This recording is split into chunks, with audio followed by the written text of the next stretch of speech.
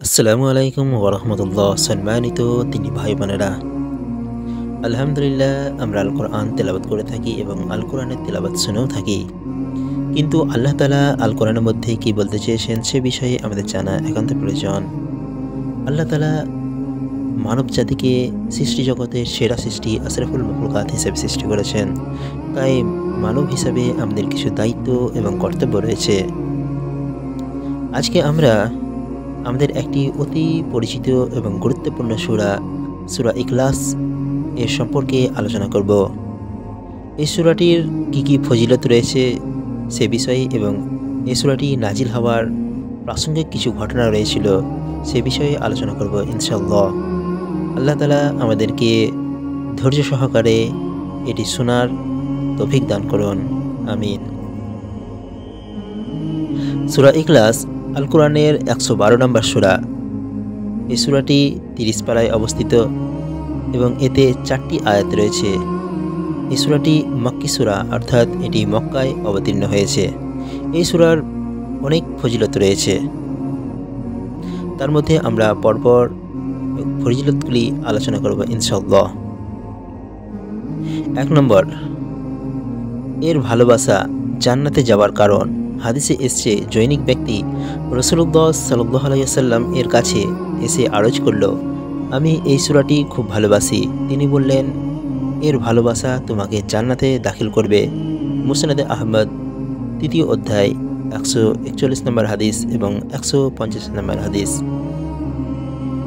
দ্বিতীয়ত, এটি কোরআনের 1/3। হাদিসে এসেছে, একবার রাসূলুল্লাহ সাল্লাল্লাহু আলাইহি ওয়াসাল্লাম বললেন, তোমরা সবাই একত্রিত হয়ে যাও, আমি তোমাদের কোরআনের 1/3 অর্থাৎ 3 ভাগের 1 ভাগ শোনাব।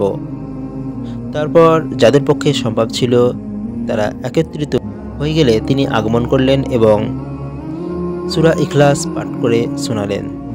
তিনি আরও বললেন, এই সূরাটি কোরআনের 1/3 অর্থাৎ 3 ভাগের 1 ভাগের সমান।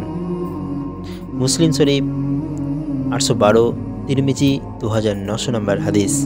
তৃতীয়ত, বিপদ আপদে উপকারী। হাদিসে এসছে, রাসূলুল্লাহ সাল্লাল্লাহু আলাইহি ওয়াসাল্লাম বলেন, যে ব্যক্তি সকাল বিকাল সূরা ইখলাস, ফালাক ও নাস পাঠ করে তা তাকে বালা মুসিবত থেকে বাঁচিয়ে রাখার জন্য যথেষ্ট হয়।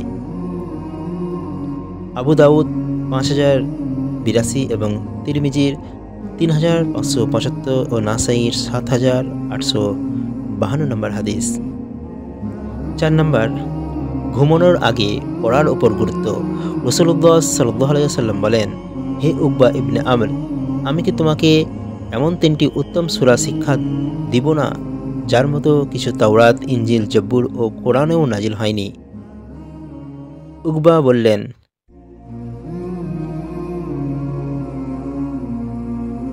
আমি বললাম, অবশ্যই হ্যাঁ, আল্লাহ আমাকে আপনার জন্য উৎসর্গ করুক। উকবা বললেন, তারপর রাসূলুল্লাহ সাল্লাল্লাহু আলাইহি ওয়াসাল্লাম কুল হুয়াল্লাহু আহাদ, কুল আউযু বিরাব্বিল ফালাক, কুল আউযু বিরাব্বিন নাস এই সূরাগুলো পড়লেন। তারপর বললেন, হে উকবা, রাত্রিতে তুমি ততক্ষণ নিদ্রা যেও না যতক্ষণ সূরা ইখলাস, ফালাক ও নাস না পাঠ করো। উকবা রাদিয়াল্লাহু তাআলা আনহু বলেন, সেদিন থেকে আমি কখনো এই আমল ছাড়িনি। মুসনাদে আহমদ 4th অধ্যায় 148 নম্বর এবং 158 ও 159 নম্বর হাদিস। 5 নম্বর, এ সূরা পড়া রাসূলুল্লাহ সাল্লাল্লাহু আলাইহি ওয়াসাল্লামের নিয়মিত আমল ছিল। আয়েশা রাদিয়াল্লাহু তাআলা আনহা বলেন, রাসূলুল্লাহ সাল্লাল্লাহু আলাইহি ওয়াসাল্লাম যখন বিছানায় ঘুমানোর জন্য যেতেন তখন তিনি তার 2 হাতের তালু একত্রিত করতেন। তারপর সেখানে কুল হুয়াল্লাহু আহাদ, কুল আউযু বিরাব্বিল ফালাক এবং কুল আউযু বিরাব্বিন নাস এই 3 সূরা পড়ে ফুঁক দিতেন। তারপর 2 হাতের তালু দিয়ে তার শরীরের যতটুকু সম্ভব মাসাহ করতেন। তার মাথা ও মুখ থেকে শুরু করে শরীরের সামনের অংশে তা করতেন। এমনটি রাসূলুল্লাহ সাল্লাল্লাহু আলাইহি ওয়াসাল্লাম 3 বার করতেন।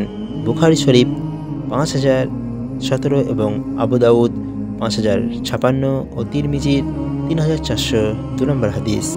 এই সূরার প্রথম আয়াতে বলা হয়েছে কুল হুয়াল্লাহু আহাদ, অর্থাৎ বলুন তিনি আল্লাহ এক অদ্বিতীয়। বিভিন্ন বর্ণনায় এসেছে যে মুশরিকেরা রাসূলুল্লাহ সাল্লাল্লাহু আলাইহি ওয়াসাল্লামকে আল্লাহ তাআলার বংশ পরিচয় জিজ্ঞাসা করেছিল। তার জবাবে এই সূরা নাজিল হয়েছিল। তিরমিজি শরীফ 3364, মুসনাদে আহমদ পঞ্চম অধ্যায় 134 ও মুস্তাদরিকে হাকিম দ্বিতীয় অধ্যায় 540 নম্বর হাদিস। কোন কোন বর্ণনায় এসেছে মুশরিকরা আরও প্রশ্ন করেছিল আল্লাহ তাআলা কিসের তৈরি, স্বর্ণ, রূপ্য অথবা অন্য কিছুর? এর জবাবেও সূরাটি অবতীর্ণ হয়।